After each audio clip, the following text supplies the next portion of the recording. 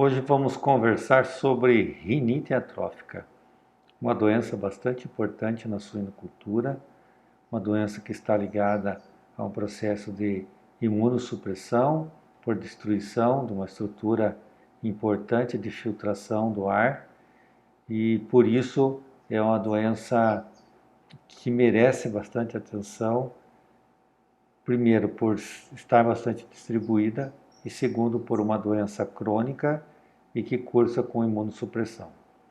Então, a gente coloca como observações iniciais como sendo uma doença presente em 98% das granjas do Brasil. Então, não existe um dado atualizado sobre isso, mas estima que seja por volta aí de 98%. E é uma doença de certificação opcional para as GRCC. GRCC é Granja de Reprodutores Suídeos Certificada. São as granjas que produzem reprodutores, que comercializam reprodutores, né? No Brasil existe a Instrução Normativa 19, que regulamenta que apenas granjas GRCC possam comercializar reprodutores. E, no caso, tem 6 doenças lá que essas granjas têm que ser livres, e a rinite atrófica não é uma delas. Ou seja, é uma doença que pode ser introduzida no rebanho por meio de reprodutores. A gente separa a rinite atrófica em 2 tipos, a não progressiva e a rinite atrófica progressiva. A rinite atrófica progressiva, no dia a dia da suinocultura, nós chamamos apenas de rinite atrófica. Tá? Então, quando forem discutir nos trabalhos, rinite atrófica, a gente sabe que é a rinite atrófica a não regenerativa. Então, essa não progressiva é uma doença de pouco impacto na suinocultura, causada apenas pela Bordetella bronquicéptica toxigênica, não tem a participação da Pasteurella multocida.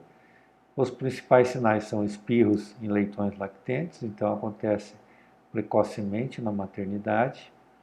E a doença regride e no abate, geralmente as lesões das conchas nasais não estão presentes, ou são de no máximo grau 1. Já quando existe a rinite atrófica progressiva, as lesões são mais intensas.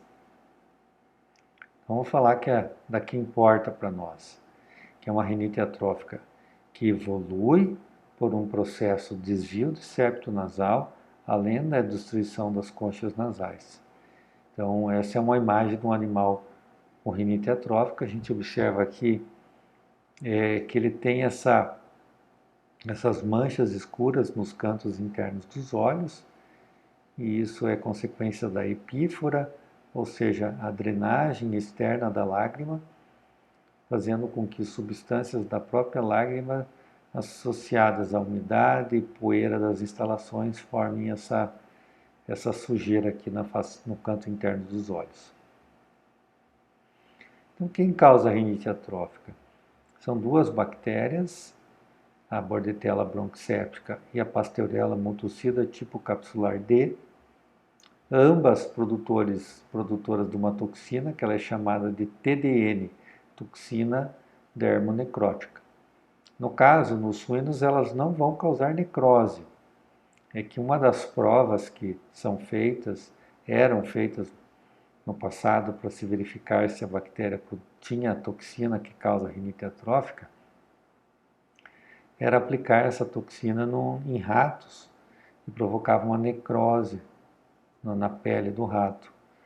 No caso, no suíno, nós vamos ver que não é uma necrose, é um outro processo.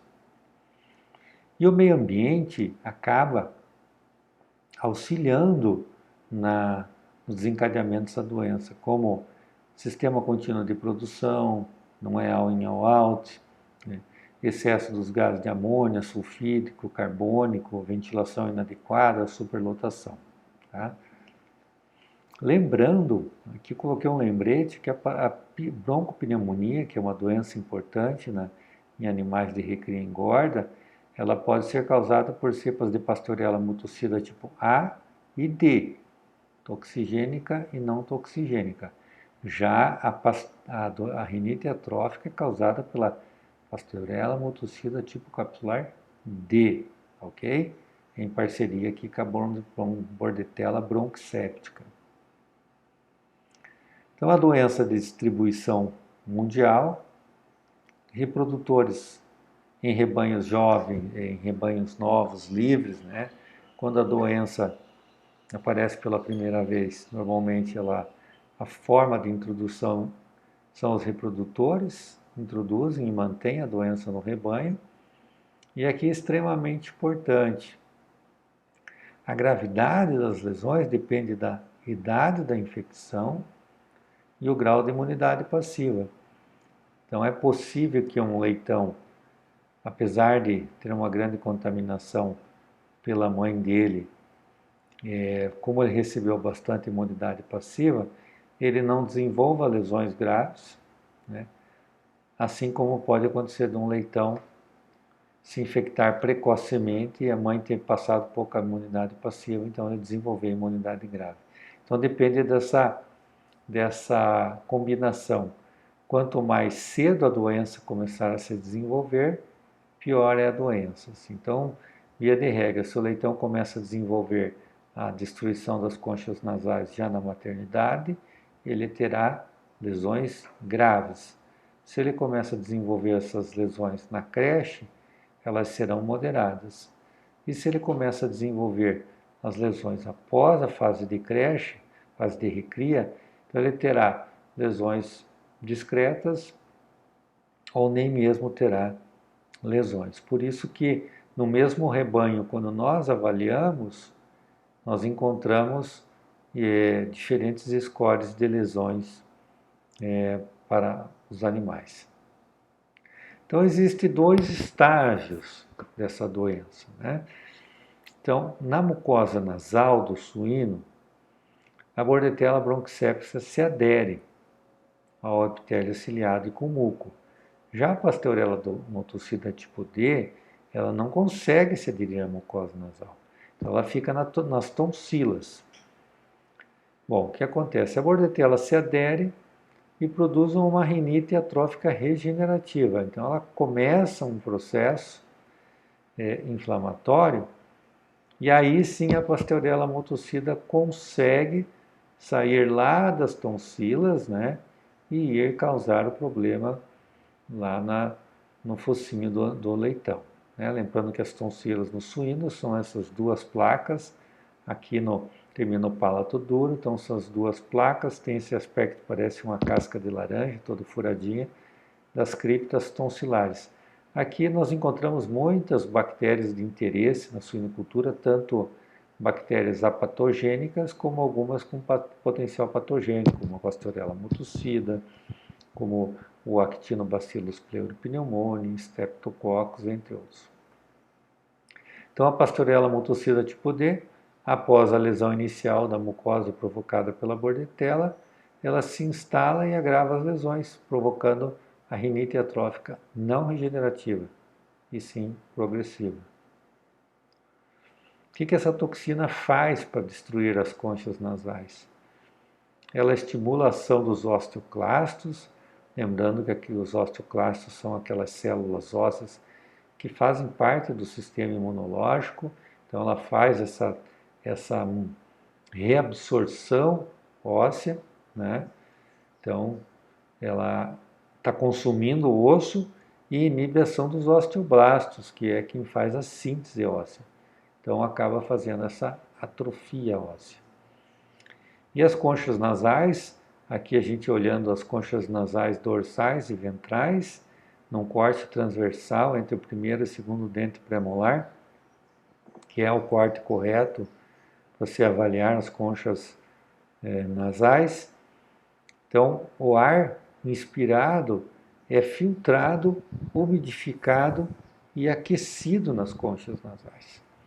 Com a ação da rinite atrófica, o ar acaba adentrando o trato respiratório e gerando um maior desafio imunológico, né? Então, o leitão, por mais que ele não adoeça, ele tem um gasto um consumo nutricional maior para combater as infecções que estão adentrando o trato respiratório, né? Então, por isso essa doença causa tanto impacto econômico. Ela não vai causar morte, ela vai causar redução no ganho de peso diário e aumento na conversão alimentar. Ou seja, vai comer mais ração para produzir 1 quilo de carne. E os reprodutores, então, são reservatórios da doença. Veja essa porca aqui. Observe como o focinho não está alinhado com a mandíbula. Então, ela já tem um desvio. Observe que elas têm essa marca aqui na face interna dos olhos. Então, ela está mantendo essas bactérias e transmitindo as suas leitegadas. Pode ser que esses leitões não tenham lesões muito graves porque receberam uma grande quantidade de imunidade passiva. Aqui um cachaço descartado, mostrando aqui as lesões de grande porte aqui, né? Um score 3, é um desvio de septo bem acentuado. É um animal que ficou muito tempo na granja disseminando a doença. Os sinais clínicos na fase aguda são espirros, corrimento nasal mucoso, manchas escuras nos cantos internos dos olhos e epistaxe passageira. Então, epistaxe não é aquele sorvete verde, epistaxe é aquele sangramento do nariz, né? E na fase crônica tem espirros, desvios do focinho, encurtamento do focinho e má performance. Má performance, entenda-se, piora no ganho de peso diário ou de GPD e elevação na conversão alimentar, ou seja, mais ração para produzir 1 quilo de carne.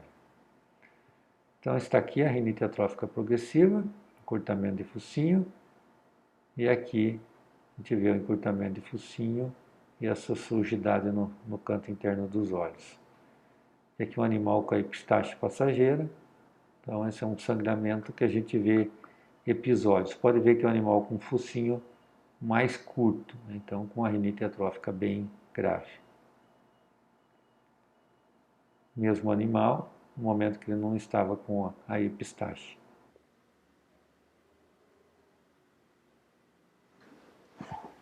Aqui nós vemos um animal com o desvio de septo, né? Então ele acaba tendo o focinho desviado por um dos lados, aqui está a ponta da mandíbula, então é bem pronunciado o desvio nesse animal. Como é que nós podemos fazer o diagnóstico da rinite atrófica?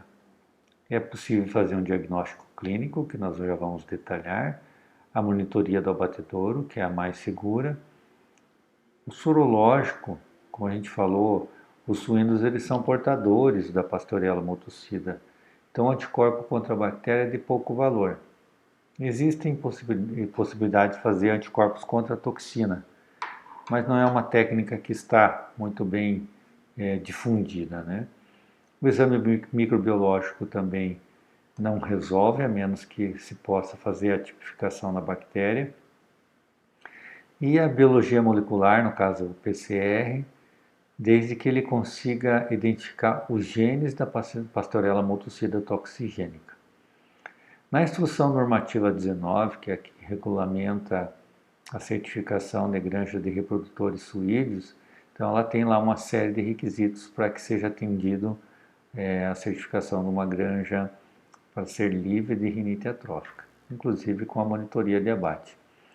Bom, a monitoria clínica, ela é qualitativa, tem ou não tem. Então serve para que, ao entrar-se num rebanho, que a gente não sabe qual é o histórico dele, nós possamos fazer uma mensuração da contagem de espirros e a partir de um índice saber, ter uma ideia se a doença está ou não presente. Então, são 3 contagens de 2 minutos cada. Antes de cada contagem, faça a agitação de 1 minuto dos animais, espera mais 1 minuto para eles diminuírem, né, o movimento respiratório, e aí faça a contagem de um número de baias que seja compatível com o número de pessoas que estão fazendo essa monitoria. Então, se a pessoa está sozinha, então ela consegue aí monitorar 2 baias cada vez, ou se é uma baia muito grande, né? Aí ela fica no meio da baia e monitora uma baia por vez. Faz-se depois a média das 3 contagens, divide-se pelo número de animais analisados e gera-se um índice, que se for maior que 15%, é um indicativo da presença da doença. Mas, de novo, é um teste qualitativo, não é para quantificar a gravidade da doença. Ah, aumentou de 15 para 20, então piorou. Não, não necessariamente, né?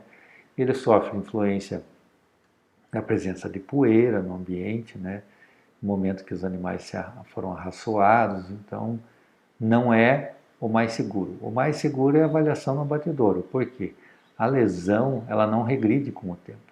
Então, se o animal teve rinite atrófica em algum momento da vida dele, com a monitoria de abate a gente consegue fazer a avaliação. Então, como é que é feito isso? Escolhe-se pelo menos 30 cabeças de animais em idade de abate e faz-se o corte transversal entre o primeiro e o segundo dente premolar, né? E depois analisa-se as conchas ventrais e as conchas dorsais e atribui scores, né? Então aqui é um grau zero, então as conchas estão bem definidas, que a gente analisa principalmente a estrutura óssea, né? E sem desvio de septo. Normalmente as lesões começam pelas conchas ventrais e depois vão para as conchas dorsais. Então o score zero é tudo normal. Se eu tenho uma discreta lesão aqui nas conchas ventrais, então vai ser score 1.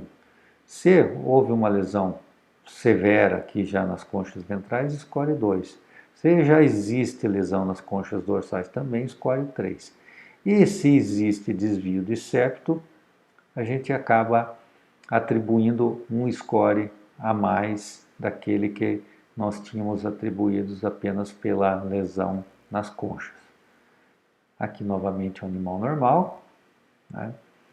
E aqui nós vemos que, comparando com esse normal, que eu vejo a estrutura óssea, né, completa, aqui já não houve esse fechamento, né? Então aumentou o espaço, diminuiu a filtração. Mas, ao olhar, a gente fala, poxa, parece quase normal. Então, quase normal é uma lesão discreta. Você tem que olhar, pensar para dizer, olha, tem lesão. Então, escolhe um. Já quando a lesão ela é significativa, mas ela não é na sua totalidade, ela pega principalmente a parte ventral, então eu escolho 2. E se nós temos o comprometimento das conchas ventrais, também, dorsais também, desvio de septo, então escolhe 3. Então, numa monitoria de abate, observem o tipo de lesão que nós encontramos nesse animal. Foi escolhido aleatoriamente, né?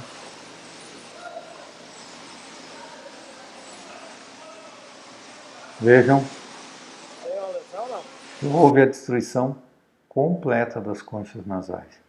Então, é um animal que ele tem o peso menor, ele tem a conversão alimentar maior. Por quê?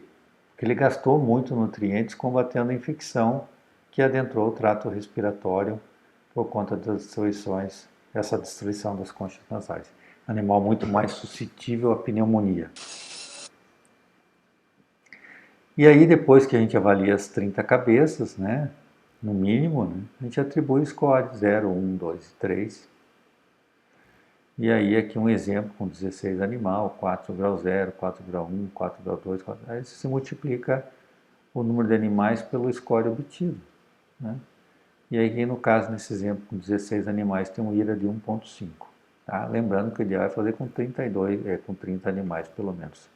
E aí existe uma tabela, onde você, de 0 a 0,30, considera o rebanho livre, com nível de insignificância da doença, 0,31 a 0,45, levemente afetado, e 0,46 a 3, moderado a gravemente afetado. Então, a possibilidade de 6 a 20% dos animais apresentarem lesões graves. É isso que eu encontro normalmente na monitoria de granjas positivas, né?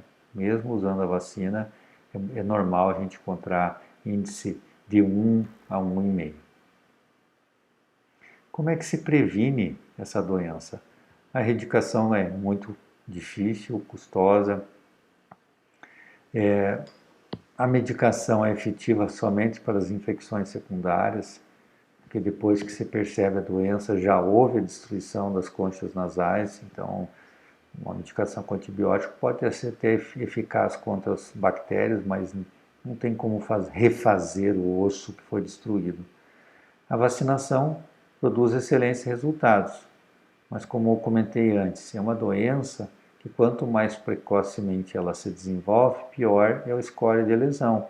Então nós vamos ter que ter uma vacina que tenha os antígenos, né, contra a Bordetella, a Pasteurella e a toxina, mas que seja destinada às mães, para que elas passem essa imunidade aos leitões. Então, fêmea gestante é dada uma dose aos 100 dias de gestação, exceto quando é a primeiro parto dessa fêmea, né? Então é feito 2 doses, uma com 80, outra com 100 dias. Cachaço pode se vacinar 2 vezes ao ano e ter todo um controle no caso do colostro, né? Porque é através do colostro que essa imunidade vai passar para os leitões. Então, um detalhe importante em manejo de colostro, que os leitões nasçam e imediatamente sejam colocados para mamar e que os leitões mamem pelo menos 12 horas em suas mães biológicas. E só depois disso ser equacionado, né, o tamanho das leitegadas, distribuindo-se para outras mães aqueles leitões excedentes. Mas na fase colostral não existe problema de uma porca ficar com mais leitões do que o número de tetos viáveis, porque os leitões se revezam naturalmente, mamam, dormem, então todos acabam ingerindo o colostro em quantidade suficiente. O que se faz na suinocultura é uma preocupação excessiva de equalizar as leitegadas nessa fase colostral, e esse estresse gerado no leitão por essas misturas acaba diminuindo a ingestão de colostro. E assim a gente finaliza a aula de rinite atrófica, lembrando que é uma doença crônica e que reduz uma barreira de proteção importante do sistema respiratório. Está presente em praticamente todos os rebanhos no Brasil, e embora existam vacinas muito eficientes, a imunidade delas é transferida aos leitões via colostro. Então, é importantíssimo o manejo de colostro para que essa doença seja controlada com mais eficácia na suinocultura. Até a próxima aula.